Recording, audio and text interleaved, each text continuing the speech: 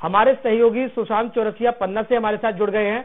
आज सुशांत, मैं आपका रुख करता हूं। मध्य प्रदेश सरकार, मुख्यमंत्री डॉक्टर मोहन यादव ने एक बड़ा फैसला लिया है और अब जो तमाम धार्मिक नगर हैं मध्य प्रदेश के, वहां पर पूर्णतः शराबबंदी लागू की जाएगी। 1 अप्रैल से इसे लागू कर दिया जाएगा। पन्ना में से इसका किस तरह से असर देखने को मिलेगा?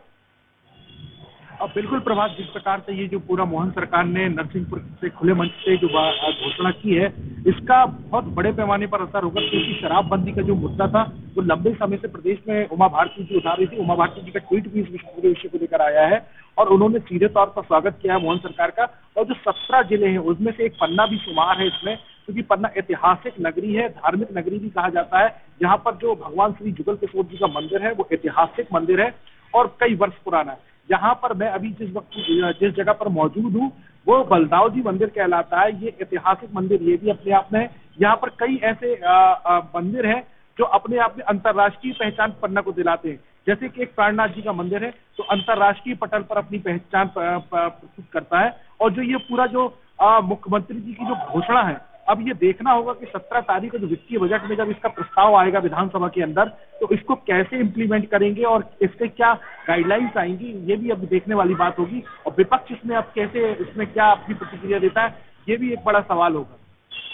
बिल्कुल सुशांत, एक बड़ा सवाल ये भी है कि क्या ये पूरे जिले में लागू किया जाएगा या जिले के कुछ जो खास धार्मिक स्थल हैं, धार्मिक जो क्षेत्र है, वहां पर आसपास के इलाकों में पूर्णतः शराबबंदी की जाएगी? देखिए प्रभात, जिस प्रकार का अभी मैंने आपको बताया कि नोटिफिकेशन अभी आएगा, इस पर पूरी एक गज नोटिफिकेशन जारी होगा और इसमें पूरा जो रोड मैप तैयार होगा कि किस प्रकार से शराबबंदी करनी है। लेकिन अभी जो प्राथमिक तौर पर जो समझ में आ रहा है मुख्यमंत्री के घोषणा के अनुसार, उसमें यही समझ में आ रहा है कि शहरी क्षेत्र में इसका प्रभाव रहेगा। शहरी क्षेत्र में शराबबंदी की जाएगी। संपूर्ण जिले को लेकर अभी इंतजार करना होगा हमें कि आखिर जब नोटिफिकेशन जारी होगा तो उसमें किस प्रकार की गाइडलाइंस और किस प्रकार की बातें रखी जाएंगी। और देखने वाली बात यह है कि लोगों में शराब को लेकर जो निगेटिविटी, परिवारों को तोड़ने का जो काम शराब करती है, उसको लेकर लोगों में अब बड़ा उत्साह रहेगा कि आखिरकार शराब बंद हो रही। लेकिन इसमें प्रभात एक बात और है, जिन शहरों में ये शराब बंदी होगी उसमें इम्प्लीमेंट कैसे करता है प्रशासन, ये भी बहुत बड़ा चैलेंज होगा। क्योंकि जिन राज्यों में पहले से शराब बंदी है, जैसे गुजरात और बिहार की अगर मैं बात करूं, इन राज्यों में पहले से शराब बंदी है, लेकिन यहाँ पर जो एडमिनिस्ट्रेशन किस प्रकार से मजबूती से ग्राउंड लेवल पर इसको बंद करवा पाएगा, ये एक बड़ा चैलेंज होगा। बिल्कुल सुशांत, कहीं ना कहीं ये एक इसमें चैलेंज कई है, इसलिए इसे बड़ा और साहसिक फैसला भी माना जाएगा। और खासकर तमाम चीजों से इतर कहीं ना कहीं सरकार को राजस्व का जो नुकसान होगा वो भी सरकार के लिए सुशांत कहीं ना कहीं एक बड़ा चैलेंजिंग विषय रहने वाला है। बिल्कुल प्रभात, क्योंकि मध्य प्रदेश के लिए जो आर्थिक स्थिति अगर देखी जाए वो अच्छी नहीं है।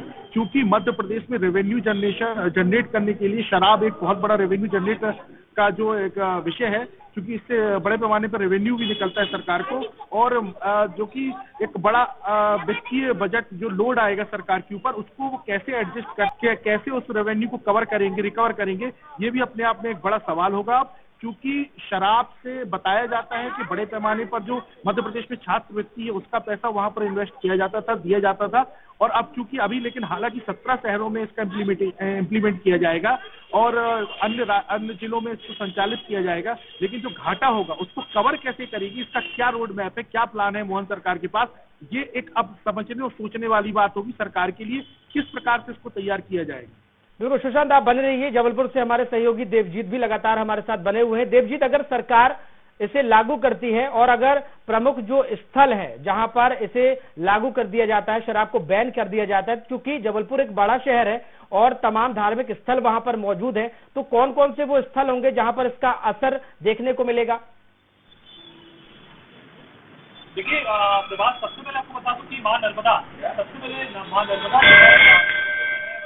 दुर्गावती का प्रतिमा